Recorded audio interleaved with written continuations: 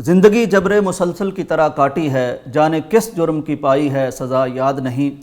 ناظرین، یہ خاتون جس کو آپ کنٹینر کے پیچھے سڑک پر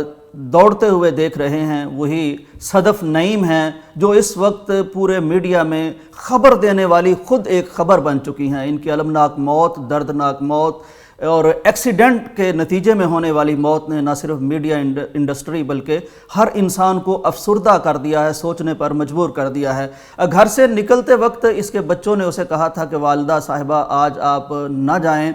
گھر میں رہیں، ہم نہیں چاہتے کہ آپ جائیں، تو انہوں نے کہا تھا، بے بسی اور لاچاری سے کہا تھا کہ بیٹا ڈیوٹی از ڈیوٹی، رزق اور روزی کی تلاش میں وہ ڈیوٹی سے پیچھے نہیں رہ سکتی تھی۔ حالات اس طرح کے ہیں کہ ایک فری لانسر کیمرہ مین کی بیگم تھی اور سٹرگلنگ پیریڈ سے گزر رہی تھی۔ اسی کنٹینر پر اس کی ملاقات بی بی سی کی نمائندہ خاتون سے ہوئی تھی، تو اس نے اپنا حال دل ان کے سامنے رکھا تھا، اپنی زندگی کی کیفیت سامنے رکھی تھی۔ انہوں نے کہا کہ میں میڈیا کی زندگی سے تھک چکی ہوں، میں ایک بریک لینا چاہتی ہوں، بس ہو چکی ہے، تو مجھے مشورہ دو کہ میں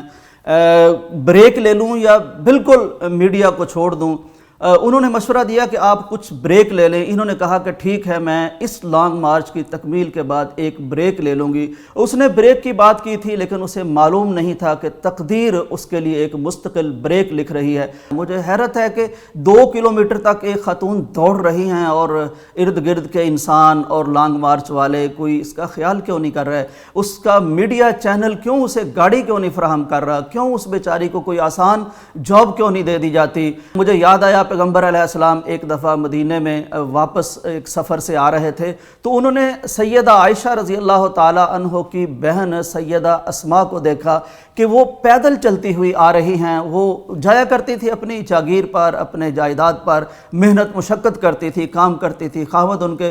بہت زیادہ مالدار نہیں تھے، تو وہ واپس آ رہی تھی۔ تو پیارے پیغمبر نے جب حوا کی بیٹی کو، بنت اسلام کو اور صحابیہ کو اور ایک خاتون کو پیدل چلتے ہوئے دیکھا، تو آپ نے اپنے اونٹ کو، اپنی سواری کو روک لیا اور انہیں آفر کی کہ آپ اس پر سوار ہو جائیں۔ انہوں نے بہت شکریہ ادا کیا، لیکن انہوں نے کہا کہ میں بیٹھنا نہیں چاہتی، کیونکہ ایسا نہ ہو کہ میرے خامند کی انا کو ٹھیس پہنچے اور وہ سمجھے کہ میں اس کو سواری فراہم نہیں کر سکتا، تو اس لیے میں پیدل چلنا چاہتی ہوں۔ خیر، انہوں نے گھر آ کے اپنے خامند سے جب بات کی تو انہوں نے تو یہی کہا کہ مجھے کیا اس میں ہو سکتا تھا، جب رسول مکرم اپنی مبارک اور مقدس سواری آپ کو پیش کر رہے تھے، آپ بیٹھ جاتی، اس میں مجھے کیا اعتراض ہو سکتا تھا؟ ناظرین، بظاہر دیکھیں تو ایک رپورٹر کی موت ہوئی ہے، خبروں میں باتیں آ گئی ہیں، اس پر میڈیا میں بات ہو گئی ہے، اس پہ خان صاحب نے بات کر دی ہے، لیکن بطور انسان کے اگر ہم دیکھیں تو چینل کے لیے ٹھیک ہے، رپورٹر اور آ جائیں گے، خبر ان کو ایک اور وہ جاتے جاتے ہوئے خبر بن گئی اور ایک خبر دے گئی، لیکن